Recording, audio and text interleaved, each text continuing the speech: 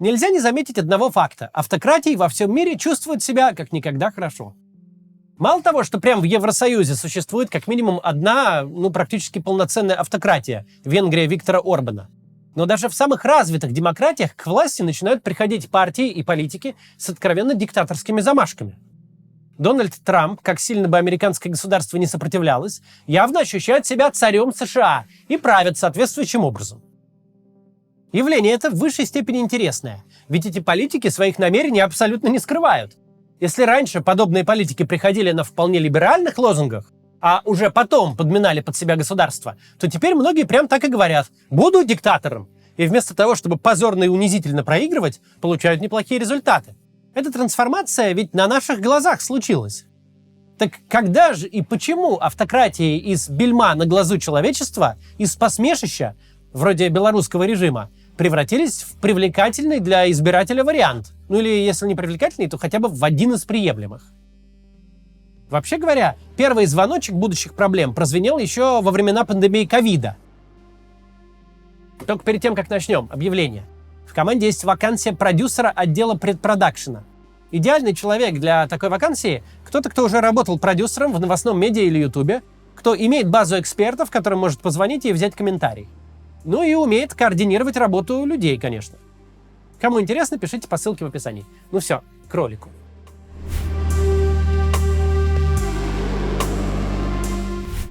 Впервые странное свойство авторитаризма проявилось во время пандемии ковида.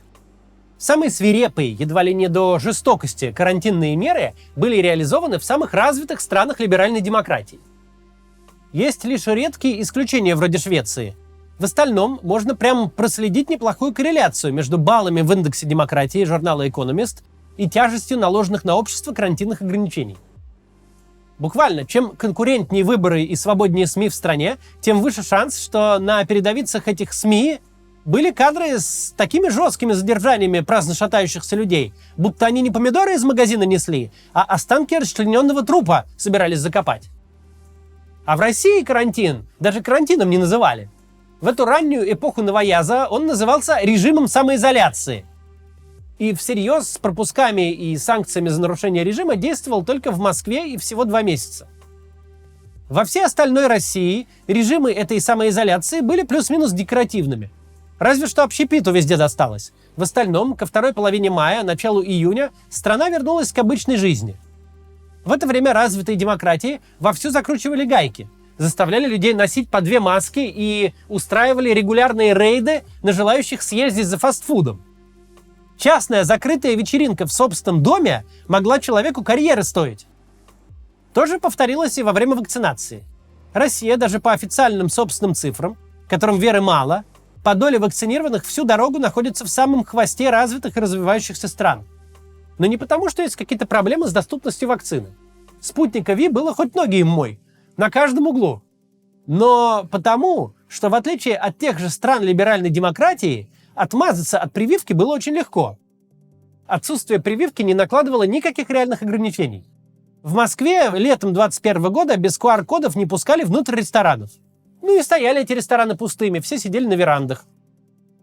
Никакой жесткой принудительной вакцинации, как во многих ведущих странах развитой демократии. Кто захотел, тот привился, кто не захотел, не привился. Кто не захотел, но очень надо, на работе требовали, например, тот купил сертификат на огромном черном рынке, с которым никто особо не боролся. И это по-своему изумительно. Казалось бы, такие режимы, как российский или белорусский, хватаются за любую возможность граждан подприжать. Но в ситуации, когда реально можно организовать антиутопию, заставить граждан отчитываться, что они на завтрак ели, для любого похода в гости визу выписывать, а любое праздное шатание по улице криминализировать, именно авторитарные режимы эту возможность максимально спустили на тормозах. И оказались островами свободы и либерализма. Даже если какие-то ограничения и принимались, то гражданам явно давалось понять, это действие ради действия, и ничего страшного за их несоблюдение не будет. На эту разницу мы обращали внимание и через 5 лет, что демократии с автократиями как бы поменялись местами на время ковида. Но даже представить не могли, что смотрим на глобальное явление, которое многое способно изменить и много где проявиться.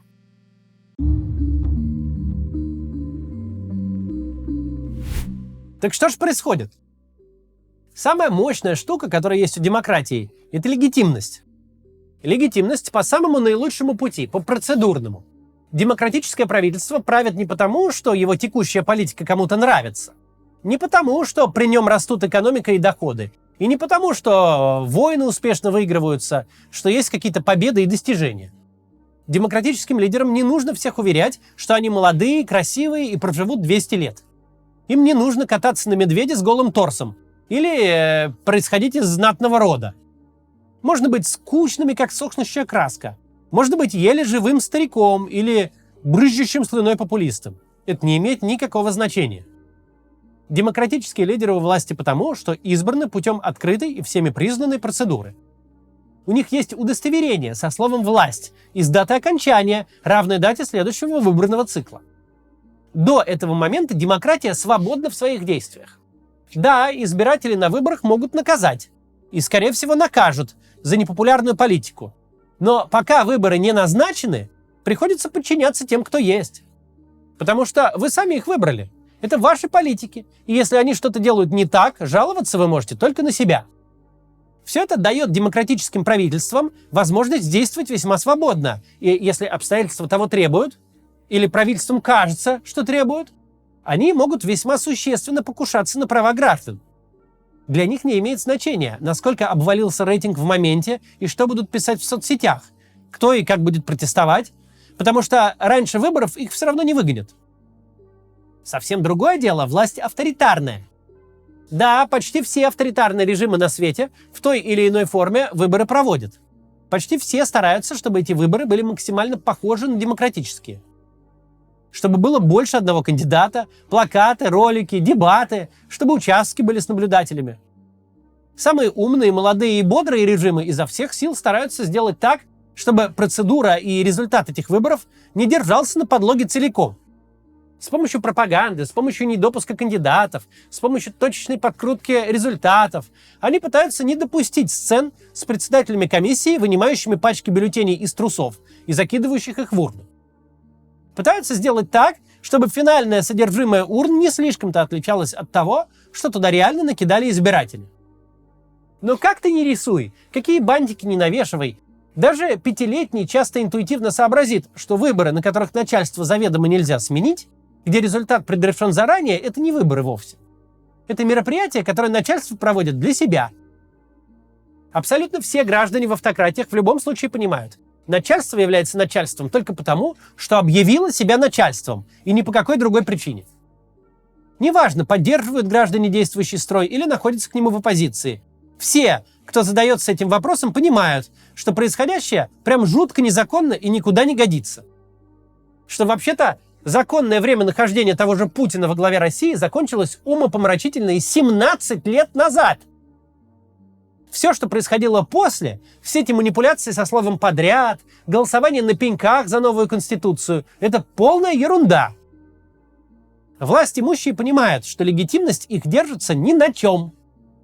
Что абсолютно все бумажки, согласно которым они тут власть, они сами себе и написали. И приняли парламентом, куда сами высадили самых бессмысленных на свете людей, чья легитимность еще слабее. Как бы ни обложились кольцом из силовиков, авторитарные правители понимают. Граждан им лучше особо не бесить. Нет никакого периода от выборов до выборов у автократии, между которыми власть в своем праве. Ведь выборов-то никаких нет, и права никакого нет.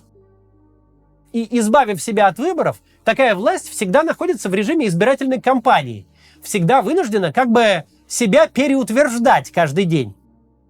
Авторитарная власть, она как мигрант с кривоватыми документами. Не такие прям уж совсем левые бумажки на принтере напечатанные, но такие, к которым нельзя допускать того, кто будет дотошно копать.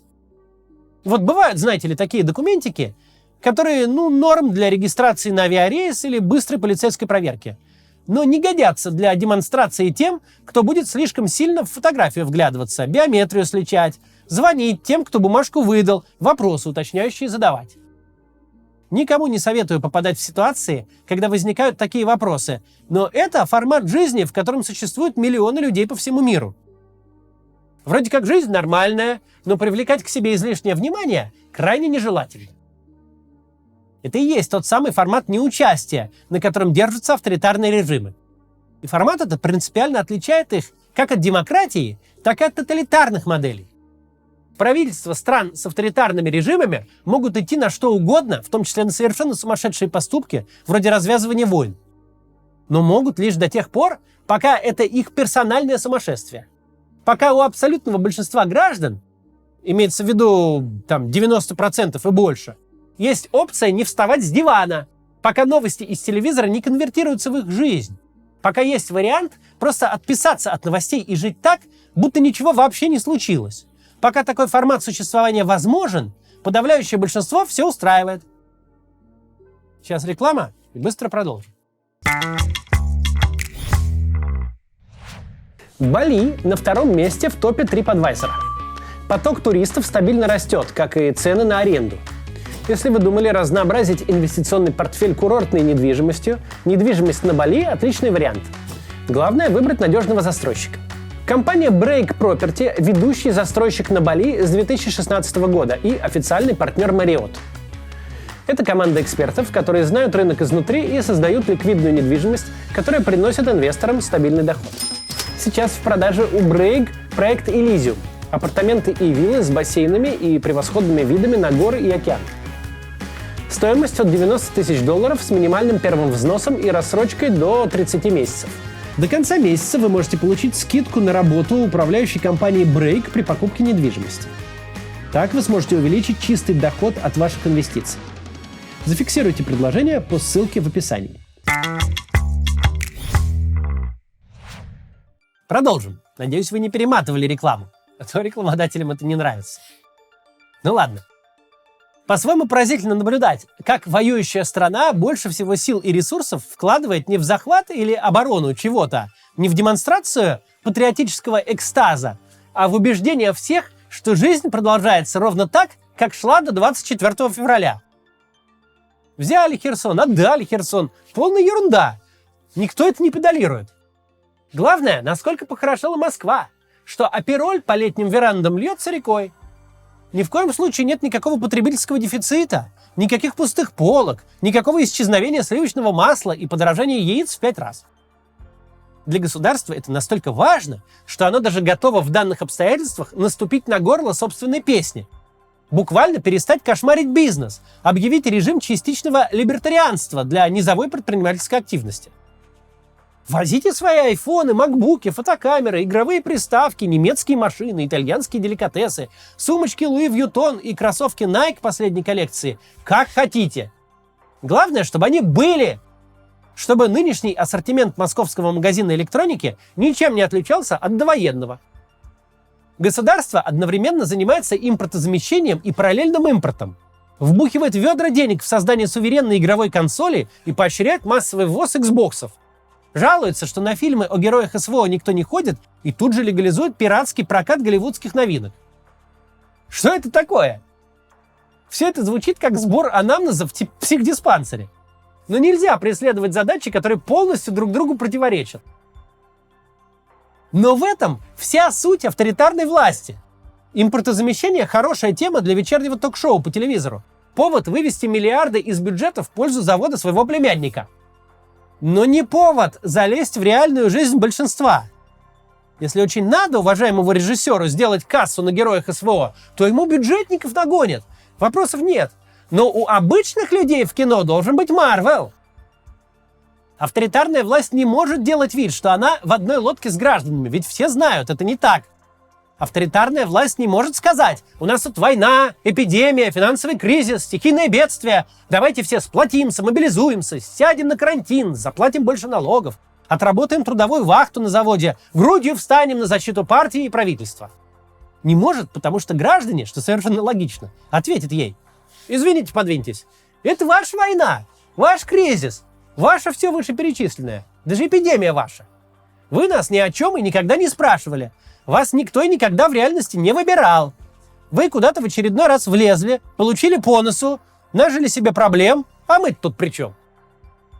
Произойдет ровно то, что случилось в момент Пригожинского мятежа. Мол, мятеж Пригожина – это не восстание уголовника против законно избранной власти. Это какие-то рамсы Пригожина и Путина. А я, Иванов или Кузнецов, Я не сторона этого конфликта. Я с айфоном похожу и пофотографирую. Чем дело закончится? Авторитарная власть — уникальный гибрид.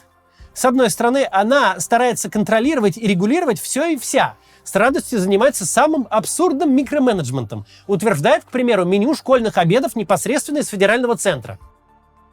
С другой стороны, авторитарная власть понимает, у нее просто нет реальной возможности принудить граждан к каким-то действиям. Она не может предложить своим гражданам, по примеру Черчилля, пот, кровь и слезы, потому что у нее нет документов. И это может показаться не такой уж дурной моделью организации государства и общества, так-то. Где государство в каком-то роде проваливается в архаику. Где государство — это феодал, который сидит в своем замке в неописуемой роскоши, никем не избираем и никому не подотчетен. Но с другой стороны, пока подданные против него не злоумышляют, пока бунты не поднимают, он отвечает взаимностью. Тоже в их дела, традиции и обычаи свой нос не сует. Чего бы ни задумал феодал, это его персональные феодальные трудности. Война графа Честера против одного соседа за наследство другого — это не отечественная война всего честерского народа. Это личная кровавая драка двух феодалов. В случае победы никаких дополнительных богатств крестьянам не достанется. В случае поражения они просто будут платить налоги чувакам под другим гербом. Тем временем демократия, помимо всех своих очевидных преимуществ, это тяжелая работа. Власть в такой стране — это действительно власть. Да, может, конкретно ты не голосовал за эту партию, этого президента, но твои родители голосовали. Друзья, коллеги, начальник, учитель детей. Власть эту не навязывали сверху. У избирателей был выбор, и они его сделали. Когда власть начинает творить какую-то странную дичь, жаловаться можно только на себя. Когда Дональд Трамп выносит свою табличку тарифов против всего мира, и ваши пенсионные накопления тают вместе с биржевыми индексами, странно тут пенять хоть на кого-то, кроме зеркала. Ведь Трамп английским по белому ровно это и пообещал перед выборами. Обложить весь мир пошлинами. Ну и обложил. В США вполне свободные протесты. Нет проблем с их организацией. Но мы не видим по-настоящему массовых каких-то митингов. Никаких миллионных маршей, какие уже бывали в американской истории. И не видим мы их потому, что очень сложно сообразить основания для такого протеста. Ведь американский президент исполняет обещания, поддержанные большинством избирателей. Когда там принимается идиотский закон, его принимает не Госдума, состоящая из никому неизвестных обмутков. Это вы не уследили за избранными вами депутатами и конгрессменами. Не прочитали вовремя новости, не написали своему представителю: «Что ж ты, скотина, такая делаешь? Мы тут все деревни против тебя голосовали». Очень круто, когда твой голос действительно на что-то влияет, когда можно пойти на выборы и сформировать себе власть. Но с другой стороны, тут ответственность. Проголосовал по приколу — будешь жить в приколе. Поехал вместо выборов на шашлык — будешь жить с той властью, которую выбрали те, кто на шашлыки не поехали. Твой из специфичных взглядов дядюшка, способный испортить любой семейный ужин рассуждениями о еврейском заговоре. Он-то на избирательный участок пошел, а не на шашлык. Если в автократии абсолютно неважно, как ты относишься к власти и ее решениям, ведь там в любом случае ты вне игры, то в демократии ты в любом случае в игре. Любое действие и бездействие будет иметь результат и последствия. Но совершенно не факт, что все граждане этого хотят. Совершенно не факт, что большинству интересно и важно погружать себя в общественно-политическое. Не факт, что большинству граждан интересно происходящее за пределами входной двери в дом. А социальное давление заставляет их этим интересоваться. Кто-то может хотеть читать бьюти-новости и обзоры новых машин, а вынужден слушать дебаты. Второй момент ровно тот, с которого мы начали. Демократическая власть гораздо в большей степени власть, чем авторитарная. Когда демократическая власть приходит к обществу с какими-то требованиями, то помимо полицейского насилия, которое на все общество раскатать никак не получится, у нее есть реальный мандат и реальная база поддержки. Когда авторитарная власть заводит в школах разговоры о важном, то важны эти разговоры только для самой бюрократической машины. Вертикаль управления сама себе фокусы показывает. Директор отчитывается перед департаментом, департамент перед мэрией, та перед министерством. Все перед всеми отчитались. А разговоры о важном втихаря конвертировались в подготовку к ЕГЭ или в классный час. Вместо обсуждения смертоубийств договорились сходить в кино. Но если в демократии начинаются уроки о гендерных свободах, то это всерьез. Нельзя вместо этого втихаря в мячик поиграть. Потому что половина родителей класса ровно за это и голосовала. потому что сама учительница, может быть, в пикете за этот закон стояла. Демократические правительства лезут в жизни граждан, реализуя какой-то запрос. Может быть, большинства, может быть, активного меньшинства, это не важно. Важно, что всегда и везде есть люди, которые именно этого хотели, которые заинтересованы в том, чтобы не получилось все превратить в цирк и спустить на тормозах. Авторитарная власть мало того, что сама осознает свои птичьи права, которые ей не дают мандата лезть к людям в душу, но и чисто физически сильно ограничена.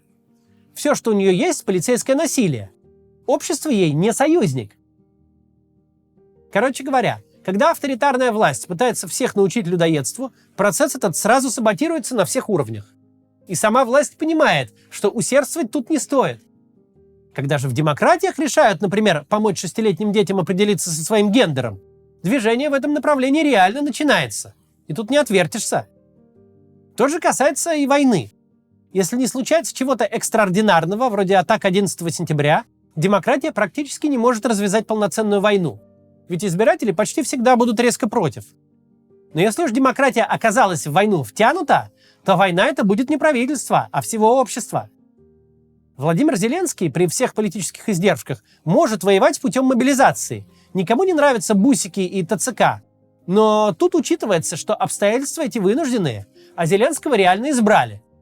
А у Путина война может вестись только за счет предложения высокооплачиваемой вахтовой работы с высоким риском. Потому что это личная война самого Путина. И вот в чем необычный феномен-то тут. Если посмотреть с точки зрения обычного среднего гражданина мужского пола 40 лет, то автократия в сравнении этих двух стран относится к нему лучше, чем демократия сейчас.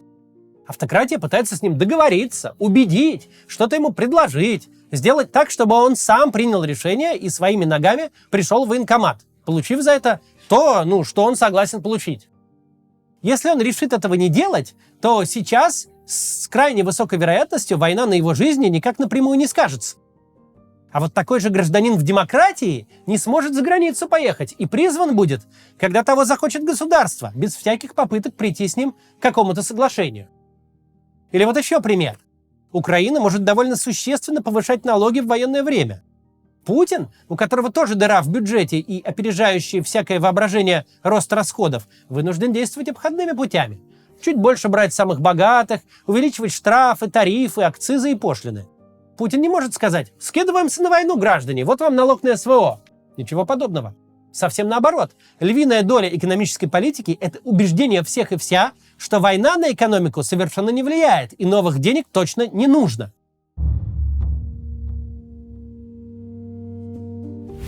Все сказанное нас подводит вот к какой мысли.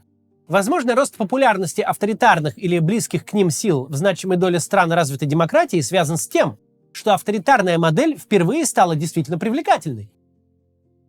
Что как раз в эпоху, где каждый сам себе ньюсмейкер, где все пронизано политикой и каждый разговор к ней сводится, где общество вынуждает тебя по каждому вопросу выбирать однозначную сторону, где из-за эффекта соцсетей в политику оказались втянуты те слои общества, которые втягиваться вообще не планировали, в таких условиях начинает набирать обороты позиция.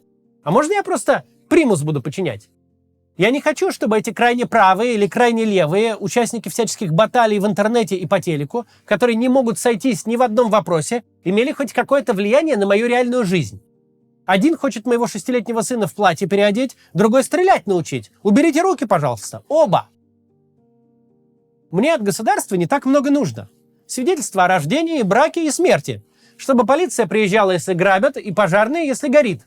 Чтобы дорогу вовремя чинили, и ребенка в школе худо-бедно математике учили. И английскому. Инфраструктура, безопасность, десяток бюрократических услуг. На этом все. Больше не надо.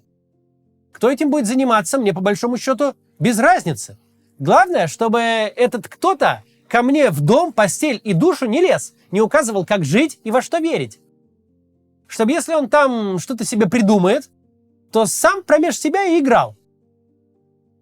Предыдущий расцвет диктаторских моделей тоталитарных, случился на усталости от разрухи, к которой пришел мир, а особенно Европа, по результатам Первой мировой.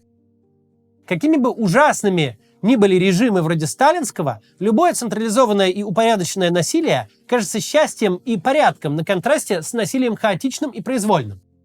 Когда власть есть у любого, кто раздобыл наган, когда грохнуть могут не за то, что политический анекдот рассказал, а просто потому, что мимо проходили. В ситуации хаоса и анархии запрос на сильную руку вполне естественен. Но есть шанс, что запрос на автократии сейчас – это запрос не на сильную руку, а на руку, которая отстанет. Почему в конце нулевых, внезапный поворот сюжета, если что, почему в конце нулевых с развитием интернета случился такой масштабный ренессанс сериалов? Почему в момент, когда одним кликом доступны все фильмы в истории человечества, люди стали подсаживаться на многосерийные и многолетние повествования? В качестве гипотезы, сериалы избавляют нас от выбора. Ведь раньше мы не читали отзывы, не сверяли оценки и не смотрели обзоры. Мы просто смотрели то, что шло по телеку. Что покажут вечером, то и покажут.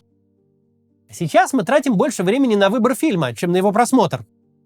Каждый сам себе кинокритик. Каждый выполняет кучу бесплатной работы. А сериал можно выбрать раз и надолго. И не важно, куда он скатился. Важно, что тебя ждет знакомая история. То же и с политикой. Сейчас главный вызов не хаос и безвластие, а чрезмерный выбор и принудительное вовлечение. От простого слесаря, бухгалтера или айтишника, от любого человека, который вообще не думал связывать свою жизнь с политикой и раньше имел взгляды на 100% совпадающие с единственной газетой в подписках, которую читал, теперь требуется квалификация практикующего политолога и экономиста на полставки. Раньше этот условный немец просто всю жизнь голосовал за СПДГ или христианских демократов. Потому что так принято в его окружении. Родители за них голосовали, вот и все тут. Потому что жизнь в целом неплохая, а голосовать дело хорошее. Сейчас же от этого немца требуется иметь мнение по ряду вопросов, начиная с беженцев и пособий, заканчивая правами ЛГБТ и зеленой энергетикой. Причем, если мнение это для его социальной группы неверное, то можно поиметь последствия, причем такие, которые не за каждое преступление бывают. Ограбить магазин иногда менее социально порицаемое действие, чем занять не ту позицию по важному вопросу на повестке дня. А что если люди и тут просто хотят сериал? Хотят сделать выбор, который позволит не делать выбора. Что если авторитаризм, который базовые государственные услуги людям предоставляет, но слишком боится лезть в их душу, не накладывая ответственности за совершенный выбор, это лучший для них выход?